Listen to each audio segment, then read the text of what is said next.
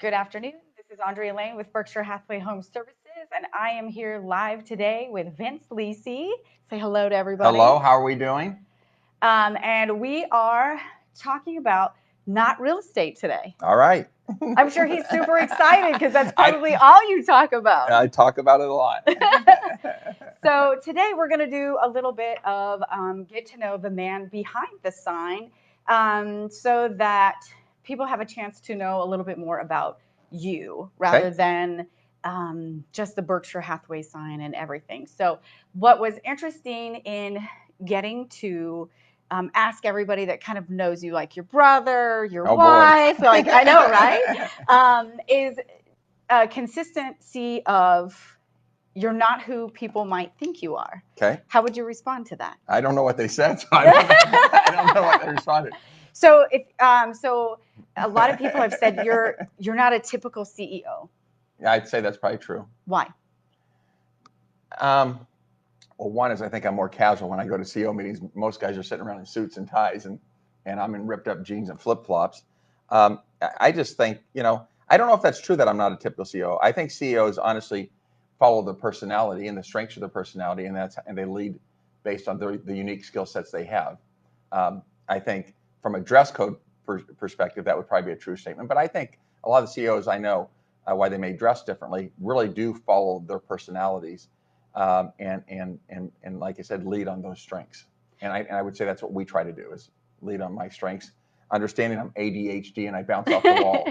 So talk about that, because I'm sure everybody kind of has or who's seen you, is that you were usually in a pair of ripped up jeans and a button up.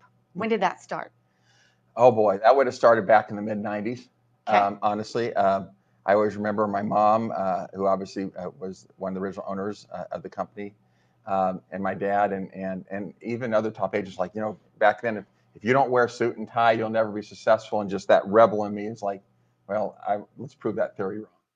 Okay. So go back to then. So mom owned the company prior to you taking place. Yes. What do you feel are some of the things that you learned the most from mom? Well, I would clearly say she was the number one mentor I've had in life. And in my mind, her biggest strengths was her personality, her ability to connect and build relationships with people, and communicate. So she's just a great, great salesperson. So to me, I think the number one thing that I learned that's helped me be successful in life is how important it is to communicate with people, how important it is to connect with people, and to understand the perspective they're coming from. Now, was your mom always in real estate? Is that what you remember? She was always in real estate, yeah. Okay. That's all I remember. Yeah. So talk about some of the family stuff. So obviously your brother, Jay, much younger than you, as he put it, I should say.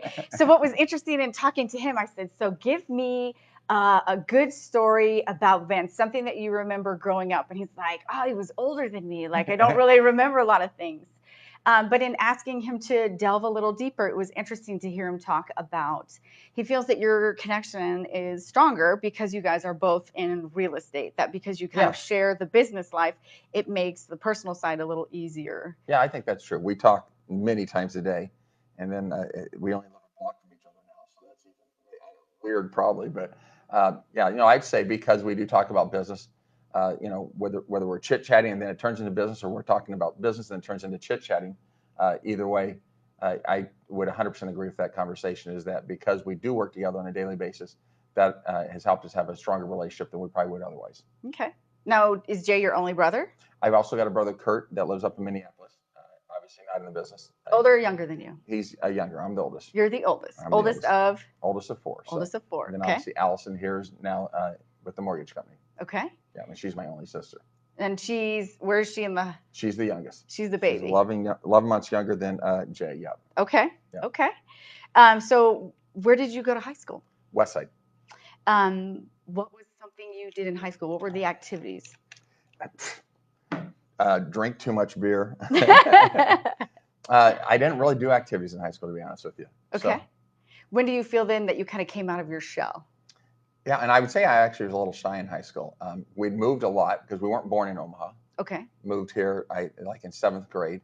So where were you at before? We were Omaha? born in Missouri. Okay. St. Joe, Missouri. Moved to Dayton, Ohio, Green Bay, Wisconsin. Oh, wow. And then here. And I think honestly, because I think I was, everyone thinks I'm an extrovert. and to a certain extent I am, but I did be I think you start moving, time after time after time every 2 years, and all of a sudden you're like, uh, I don't know if it's your confidence or what, but you start like, oh boy, we're going to move again here in 2 years. Why make friends and then move away from them?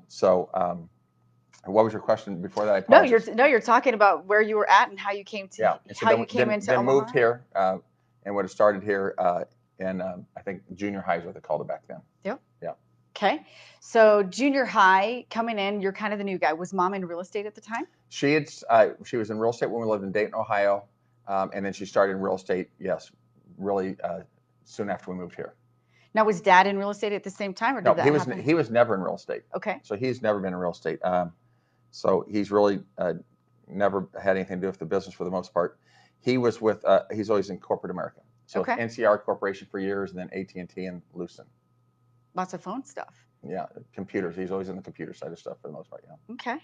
So, what's your first memory with real estate and mom? Where was she at? Do you remember? Dayton, Ohio. Okay. Yeah. No, I remember her in real estate in Dayton, Ohio. Yes. Oh wow! So in a different market completely. Yeah. So when you kind of came here, what was your first? So you went from West Side to college. Where'd you go to school? Started at UNO and then and ended up at University of Nebraska-Lincoln. So down in Lincoln. Okay, and your degree was? Finance. And what did you want to do when you grow up? I had no idea. I really didn't.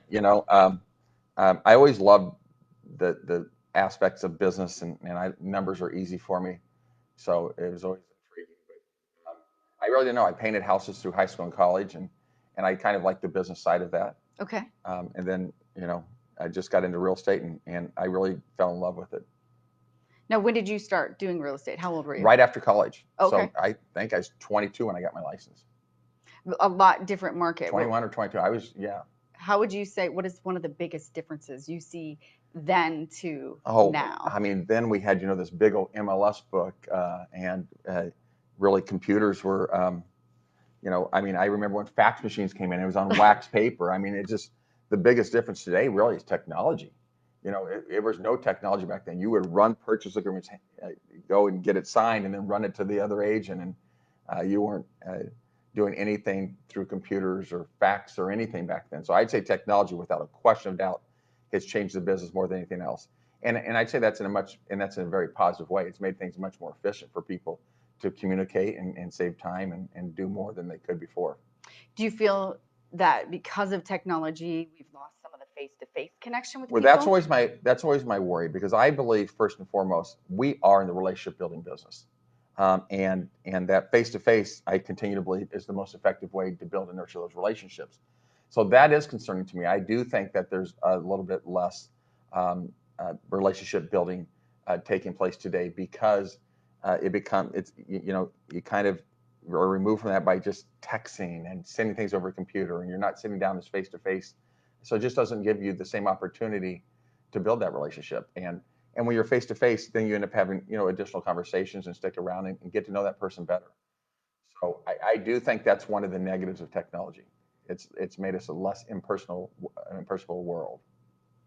What do you think is the biggest lesson you've learned from your mom, whether it be real estate related, whether it's life related, or? The biggest lesson I learned from her, I really think it comes down to that you've got to continue to, and this is the thing that drives me a little crazy with today's generation is communication, and that you've got to follow up with people, pick up the phone and talk to them, have the difficult conversations, quite honestly, and that if you don't ignore issues, they don't go away. And I tend to think we have a generation thinking, oh, if I just don't respond back, the issue's going to go away, and it doesn't. So I think early on she taught me, build great relationships, but that when things are going bad, you've also got to have the tough conversations. I think that's helped serve me well, really, in trying to grow the company and having conversations that are not fun conversations. Those are the awkward, uncomfortable conversations, but I think it builds respect, mutual respect with people when you have those tough conversations. And usually when you have those conversations, I find that everyone, it's hard when you're having a face-to-face conversation or a conversation with someone for people to really go completely crazy. They seem to calm down. But if you ignore it, their blood starts boiling to a point where by the time you do talk to them, they're so upset they're not rational anymore. So I would always say, she taught me, hit those up front head on, and it'll help you have a better relationship and communicate more effectively with people. What is a piece of advice that your mom gave you that you wish you would have listened to? Oh God, I got to think about that. I don't know. She's always giving me advice.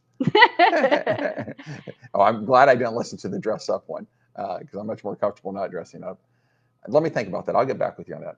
But I'll answer that. Okay. Yeah. So you said you kind of felt like you came out of your shell in the 90s. Were you in college at the time, or were you out? So no, I was out of college. I mean, I'd say after college, even in the 80s. Okay. Second half of the 80s. So when did Started becoming the on my ripped own. jeans and the flip flops That start? would have been in the mid 90s, I think. Probably buy into your own unique personality and build upon the strengths that you have and so forth. That would have been the mid 90s, flip flops And you wear them in the winter. non-traditional. I have shoes on today because I got to go to a football game here later, and I didn't want my feet to freeze. But I'll wear flip flops as long as I can. If you were not in Nebraska, where would you be? If I was not in Nebraska, where would I be? You know, we're building a second home down in Florida, so I guess the answer would probably be Florida. But I love the water. You know, as you know, I love to take vacations. I love islands. To me, the water is peaceful and calm, and I'm a Gemini. And so why I do go 100 miles an hour, then there's another side of me is like, I just want to take a nap. I just want to chill and be on the water. And the water is very, very peaceful and relaxing to me. So I like the water probably more than anything else. So you like the warm temperatures that kind of come along? I'm not a big fan. Yes, if we skipped winter, you know, maybe have a little snow around Christmas, and then it went back to 55 or 60, I would like that much better than, you know, 10 degrees out and 2 below for a wind chill factor. So I'm not a big fan of the cold. As you came out of college and you were kind of looking at what to do and got into real estate, did you ever have any regrets? I didn't. You know, and the crazy thing is I don't really look at that I'm in the real estate business. I really look at life as I'm in the business of trying to enrich the lives of others. And I think real estate just is the vehicle that opens the doors for me to have that opportunity to try to do that. When you say that you want to enrich the lives of others, how so? I think, you know, when I'm done here, as people look back on my life, hopefully it's just he wasn't a real estate broker, but hopefully there's a part missing in many people saying that, you know, Vince created opportunities. He helped me to have a better life. Him being gone, a part of me is gone and is missing now. So I think it's, you know, enriching the lives of others is what can we do to help other people, you know, reach their goals? What can we do to help other people have a better life and to make their life more enjoyable and better? So it sounds like maybe there was somebody besides mom. Who was it for you that was kind of your push? I don't know if there's one person I love, and it's for many, many years now. I just for some reason started to love listening and watching inspirational videos of the Tony Robbins of the world. I listen to Darren Daly. Anyone that's around here knows Daly. Just kind of listening to what to make difference. But I like when we brought in Inky Johnson. You know, I love that type of stuff. So I just started listening to that type of stuff, and it just on the inside pumps me up to change. You know. And changing the world, you know, I'm clearly not changing the world, but if we can make little differences in many people's lives in and of its own way, I think that is part of changing the world.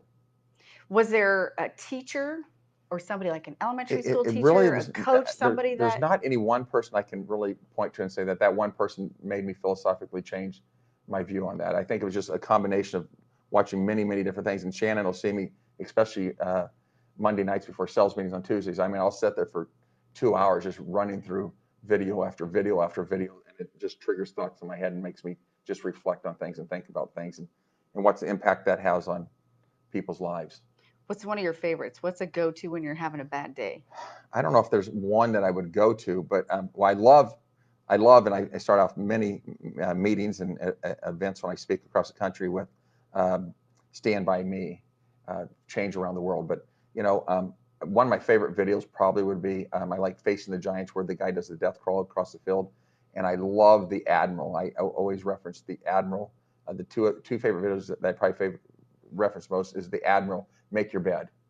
I love that story. And then I love Randy Posh's The Last Lecture, because he references, you know, he knows he's passed away and dying of cancer. And he says, you know, he's emotional. He says, I'm not leaving this for all of my students or for all of you.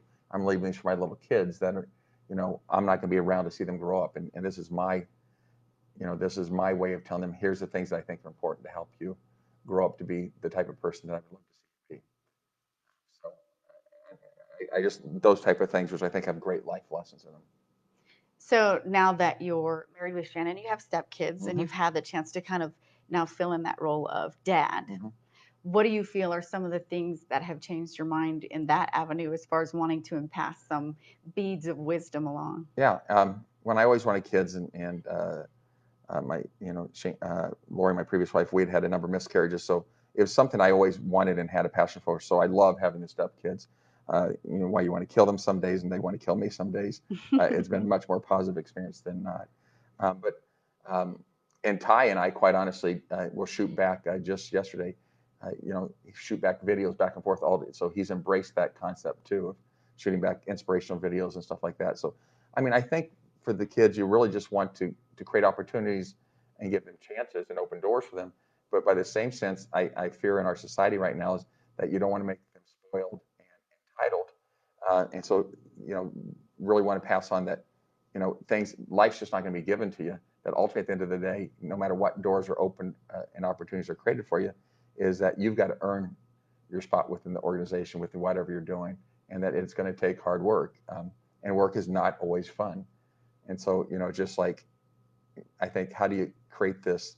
How do we set them up to be successful in life? And ultimately, at the end of the day, they've got to decide what their work ethic is going to be. And I always tell them, I really want everybody, find what you love doing. And I think one of the saddest statistics that we hear is Gallup poll does surveys annually across the world and in the country. And I think the last one I saw, it might be a year or two old, but I can't imagine this. It never changes more than 1% or 2% in a year. It's like 71% of people don't like what they're doing. And that's a sad statistic to me. So that's one of the things that's important, is to tell them, figure out what's important to you in life, what's your why, and then make sure that you're doing something that you love and that you're passionate about. What are something that maybe mom passed on to you that you want to pass on to Ty and them? I think it's work ethic. I mean, she had insane work ethic. It just, she was never afraid to work extra long hours. And ultimately, at the end of the day, I think people think that people that are successful or rich, that happens overnight. And that's the exception. That's clearly not the rules. Is that, so I would say have great work ethics, but and white people would probably argue I don't have a lot of patience. It's have patience for the process. That you've got to understand it's not going to happen today or tomorrow. That it's going to take time, and that you got to continually do the same thing over and over and over, and then that you will ultimately at the end of the day see that result down there. So I would say her work ethic and willingness, and really it was, she loved. I think she always loved what she did, and I think that's really an important thing. What's the thing you miss most about not having mom around? I just, I get emotional when you ask that question. She died of cancer at 60, and I think that's one of the reasons we're so passionate about the Sunshine Kids and helping kids, because nobody deserves to have cancer. And quite honestly, once we get old enough, it affects every single one of us in some way. We're going to know somebody that we love and close to us that does have cancer, and unfortunately probably passes away of cancer. It just mess, probably just having her around to laugh, and really not work related, just more, just mess not having them on. Just having them here? Yeah. What are things that you feel people might have a misconception about you? I hear probably too often, which means I got to continue to work on it. A lot of people, when they get to know me, they're like, I thought you were kind of rude or cold because I'm going so fast all the time. It's like, and I don't mean to be that way. And I have to continually take a step back and look in the mirrors. Is that because I go from, and part of this is my ADHD, I think, is I pop from this to that to this. And I'm trying to accomplish 30 things at a time. I sometimes need to just slow down and spend more time having conversations and so forth. So I would say that's, I hate the perception sometimes that I'm cold or rude or something like that. But that it falls on me because I'm just jumping from here to there to there. And so that's, I've got to take ownership of that and continue to work on that. Well, I think this will help people. So we're going to do a couple of fun things. I'm going to have you scoot a little closer to me because we're going to appeal to your ADHD here. Oh, great. And we're going to do 2 rounds of what I call the thunder and the lightning rounds. Okay. So the thunder rounds. These are questions I'm going to ask you. Don't think about them. You have to answer them as honestly. Okay. Not that I think I'm worried that you won't, but so we're just going to ask the questions, and you're going to just answer essentially to your audience, who can ask questions if they like to. But this is the questions we're going to ask you, and go. Okay, ready? Yep. What's something you do that annoys your wife? Oh my God. What's something? I wiggle my feet and play with my hands. It drives her crazy. Just whenever? You just do it whenever? Just yeah, nervous energy. Okay. If you weren't in real estate, what would you be doing? If I wasn't in real estate, I would want to be entrepreneurial or something. I would want to be doing some sort of business type of thing. I love business. Okay. What's a fashion trend you don't understand? Probably the jeans that are halfway down your butt, and just some of the younger kids' trends of fashion. I would say probably on that type of stuff. Okay. What is one thing you've tried that you would never do again? What is one thing that I've tried that I'd never do again? Oh boy. What is one thing I tried that I never would do again? I don't know, honestly. There's nothing that stands out that just scares me that much that I would not do again, I don't think. What's one of the things you did that you would go do again? God, I don't know. I don't know. I'm not doing very good to keep it running. That's okay. That's okay. Most embarrassing wardrobe malfunction? Probably, I always laugh about it, is I'm colorblind. And so I was out showing houses. This was early on. And I had a black shoe on and a blue shoe on. And then after about an hour, these clients are like, "Do you know you have two different color shoes on?" I'm like, "Oh my God." It was so embarrassing. Do you have a way to kind of cope with your being colorblind now? Do you? Well, I mean, I got everything together, but it was the same style shoe, but different colors. Oh, so, no. Yeah. First car? 68 GTO. Oh, you know this very well. Yeah. Do you still have it?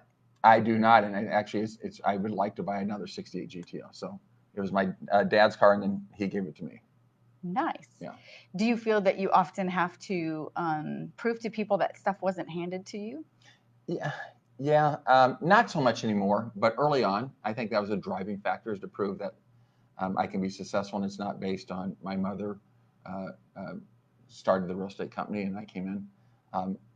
And so I think there was a misconception we were all getting rich back then, and the truth is we weren't. I mean, the company was losing money, and if we didn't sell houses, we weren't gonna make a living. But so I think there's always that sense of proof. But I don't feel that really anymore. But I did early on.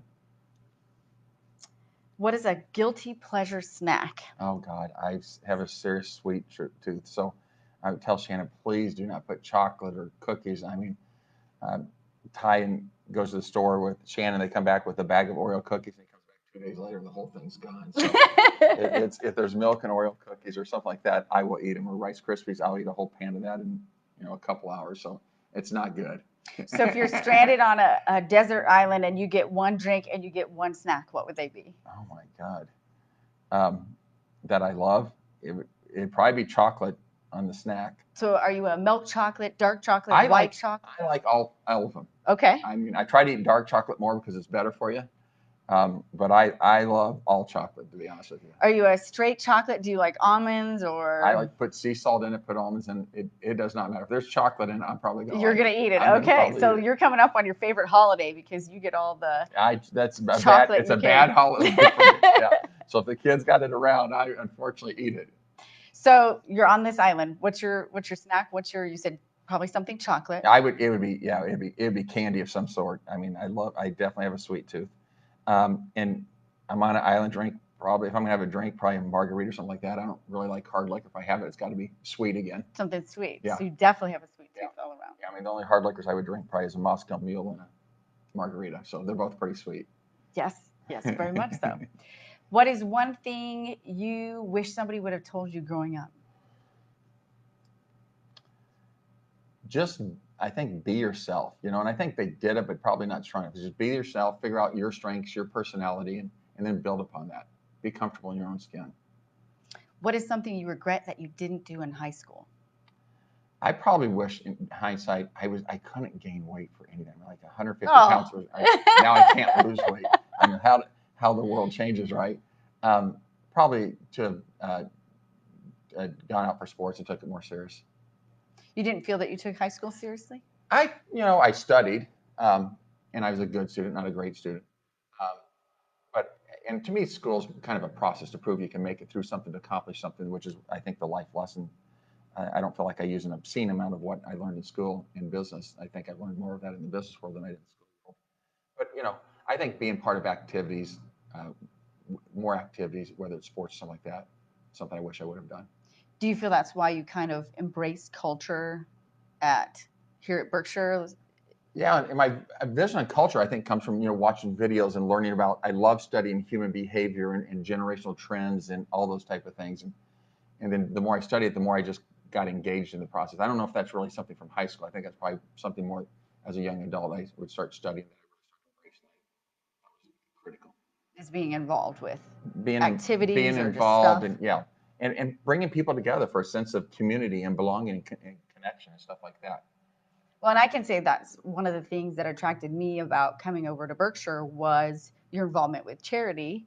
Because I know my son just had the realization as he's having to fill out college applications and I've made him volunteer for charity, was that it's important to kind of have that aspect of things. And so, I know you'd said a little bit of your involvement with like Sunshine Kids is because of mom and her cancer. Talk about some of the reasons why you've led into your charity work that you do, or why it's a passion.